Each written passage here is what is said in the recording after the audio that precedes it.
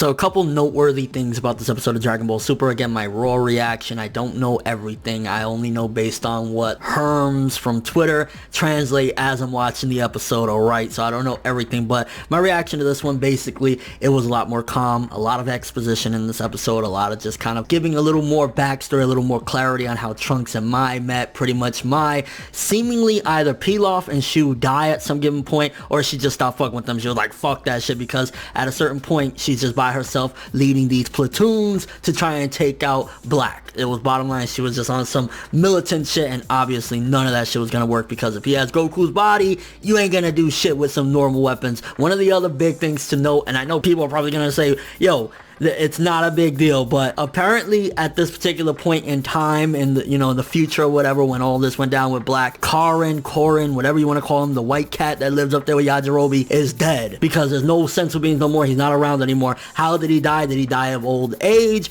Did he try to go up against the androids and he was killed at that particular point? Or did Black go up there and strangle his little ass? I don't know, but that hurts me, because that's one of my faves, alright? I love Korin, alright? I love that. No, let me stop, but it's fucked up that even the cat got it, alright? I don't know which one did it. More than likely it was Black. I mean, I don't see Korin going up against the fucking androids. Maybe Black flew up there and strangled his ass and killed the Yajirobe while he was at it, but no more Korin. And another big thing to note about this episode, because again, a lot of it was, just exposition, a couple of weird things as well, like, even though Mai as a little girl in our timeline is still technically mentally like, what, 40 or some shit, 30 or 40 or whatever, it still felt fucking weird seeing Trunks going down and holding her hand and shit like that. I was like, yo, where's Chris Hansen at? Like, when is he gonna pop through and say, hey, what are you doing there? And then the end of the episode, I think, was one of the most noteworthy things to kind of understand a little more, again, about Black's identity. It was when Beerus and Whis are chatting, and Beerus says, I feel like we felt Black's ki before. We gotta look into that. So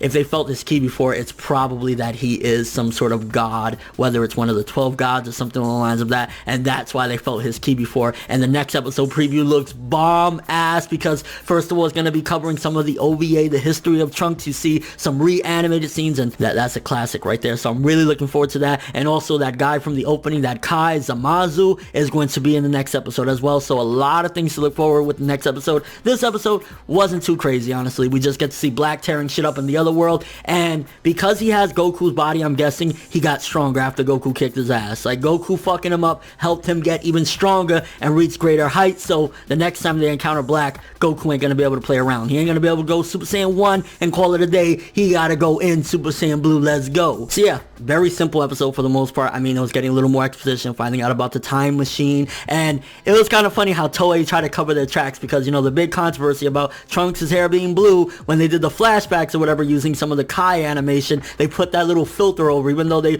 went from Kai animation to new animation, they put the filter so that way it could cover Trunks' hair color. Crafty of you motherfuckers, but I caught that shit. And honestly, this episode, it was okay. I'm really looking forward to watching a sub to get more of the context of everything that was going on, but it was okay. I think the biggest things, like I pointed out in this video, was, first of all, Beerus and Whis have felt this ki before, so it's probably some sort of god, whether it's a god of life and death like I theorized in my last video, or something along the lines of that. Also, in the future timeline, Korin bit the big one, and how Mai and Trunks, met up in the future and stuff like that. So some interesting details. Really looking forward to the next one. And also, what the fuck? Why was North Kyle-sama, whatever you want to call him, in too bad of a mood to train Goku? Like, seriously, bro? Some training is in order. Let me know what you guys thought of this episode. If you've seen it raw, what did you think? If you already seen it, by tomorrow with the subtitles, what do you think? Overall thoughts on everything, and did you feel a little weird when Trunks was holding Mai's hand? I'm just saying, it was kind of like, what? But thanks for watching. Hope you enjoyed. If you liked anything I had to say or enjoyed the video, drop me a like. I'd greatly appreciate it. And if you want more from me, make sure to subscribe, follow me on Twitter,